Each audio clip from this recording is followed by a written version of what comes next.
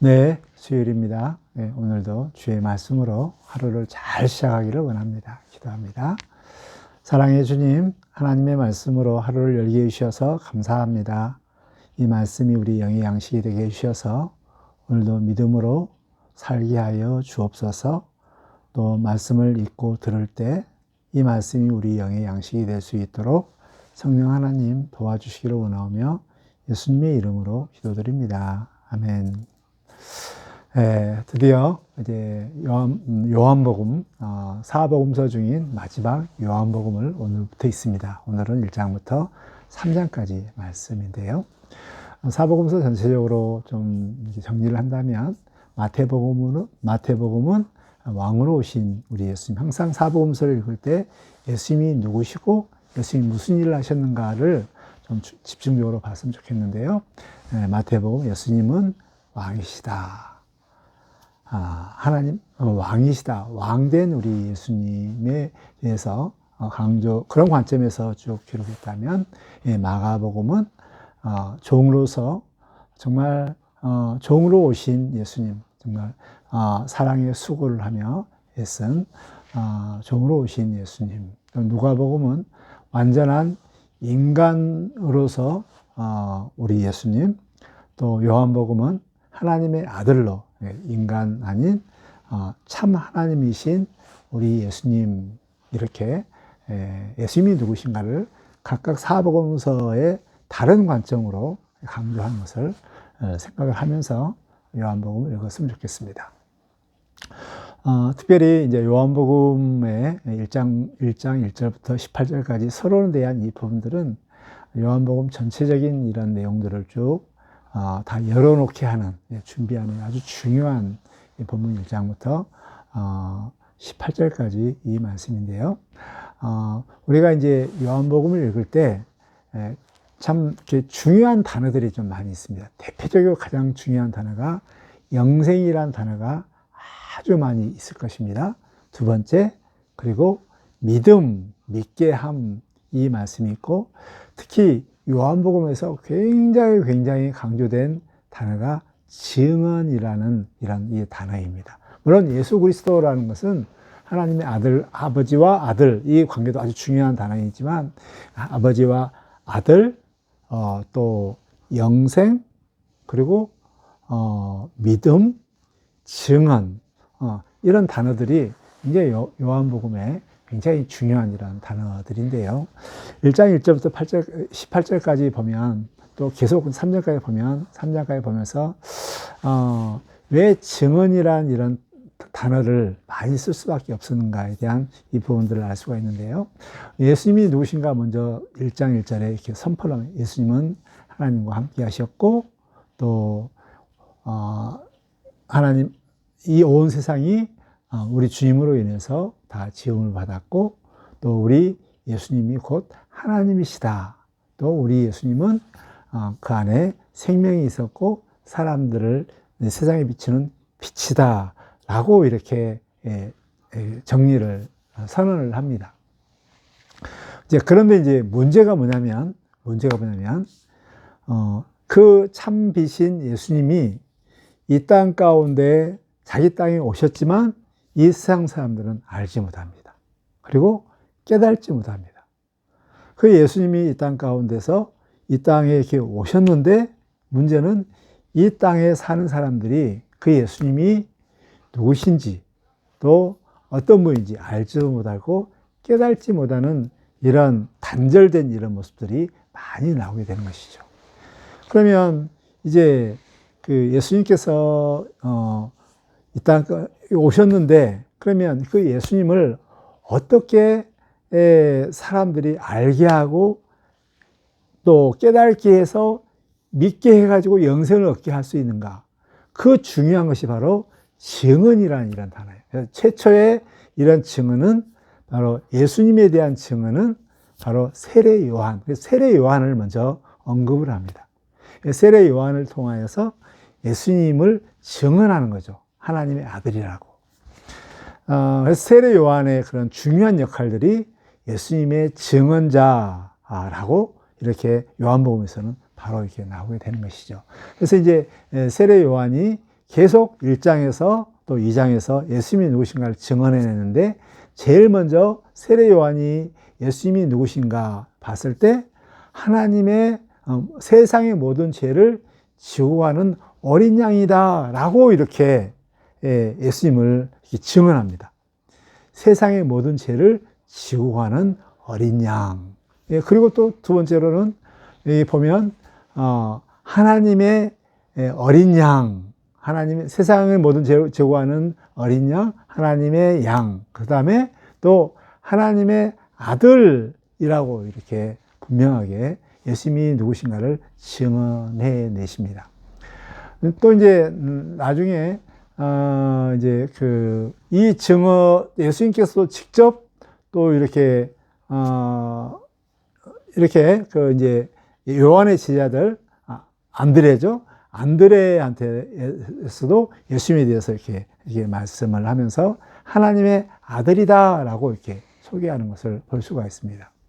나중에 이제 이렇게 빌립과 그다음에 나다나엘이 쭉 이렇게 하면서 거기서도 이제 하나님의 아들로 이렇게 알게 되는 것이죠. 굉장히 이 세례 요한의 증언, 예수님이 누구신가의 증언, 왜 증언할 수밖에 없는가? 이 세상에 예수님께서 세상의 빛으로 왔지만 알지 못하고 깨닫지 못하기 때문에 예수님이 누구신가를 알려서 예수님을 믿어서 영생을 얻게 하기 위해서 이 증언을 하는 것이죠. 그러면 이제 예수님도 이 세상에 오셨는데 그 예수님에 대한 이 세상에 파송하는 이 이유들이 이제 3장에 보면 구체적으로 나오게 됩니다. 3장에 보면 이제 니고데모의 대화 가운데 있으면서 예수님이 이 땅 가운데 오셨는데 이 땅 가운데 오시는 그 중요한 목적 중에 하나가 1장에서 그러지만 성부 하나님을 증언하는 것입니다. 성부 하나님이 그래서 아버지의 영광, 아버지의 독생자의 영광, 아버지의 이런 모든 모습들을 다 드러냅니다. 그래서 3장 제일 마지막에 하늘에 보았던 것들을 그대로 이렇게 증언하고 또 들은 것을 그대로 말씀하고. 그래서 우리 예수님은 이 세상 가운데 오셔서 누구를 증언하러 오시냐면 바로 성부 하나님의 영광, 성부 하나님의 그 본질, 그 모든 것들을 다 이렇게 증언하는 그 일들을 하는 것입니다. 그 일들을 통하여서 바로 하나님을 알고 하나님의 영광을 누리면서 영생의 삶들을 살기 위해서 이 세상 가운데 예수님이 오셨는데 그 예수님이 오신 것이 아니라 하나님께서 예수님을 보내셨다라고 이렇게 말씀하고 있습니다. 그래서 하나님께 이 세상을 예수님을 보내신 목적은 믿고 영생을 얻게 하기 위해서 이렇게 보냈고요. 근데 그 예수님을 믿지 않는 자는 이미 3장에 보면 심판을 받아서 이렇게 되는 것인데요. 예수님이 오심에 대한 그 궁극적인 이런 목적들을 제1표적 가나안 혼인잔치 표적을 통해서 그 목적들을 중에서 알고 있는데요.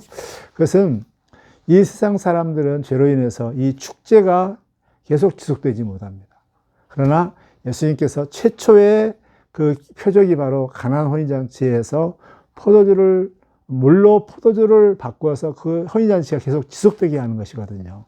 예수님이 이 땅에 오신 이유는 우리 세상에서 정말 이 축제와 이 기쁨이 정말 이 잔치 같은 이런 삶들이 지속되게 하기 위해서 이 예수님께서 오셨다. 그래서 이 표적을 믿고 많은 지하들이 예수를 믿게 되는 것이 되거든요.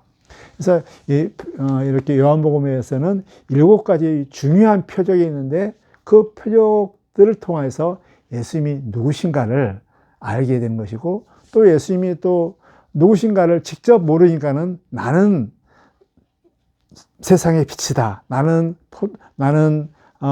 포도나무다. 뭐 이렇게 나는 양의 문이다. 에고의 힘이 직접 예수님이 누구신가를 좀 이렇게 말씀해 주는 것이죠. 이 세상 사람들의 이런 형편들은 이제 정말 1장에서 이야기한 것처럼 예수님이 이 땅에 오셨지만 알지 못하고 깨닫지 못하는 이런 삶의 형태입니다. 이제 그 대표적인 것이 3장의 니고데모의 이런 모습이죠. 니고데모 많이 배웠고 많이 인생을 살았고 모든 경륜이 있었지만 그러나 예수님께서 영적인 이야기를 했을 때 그것을 전혀 알지 못하고 깨닫지 못하는 이런 모습이 있는데요.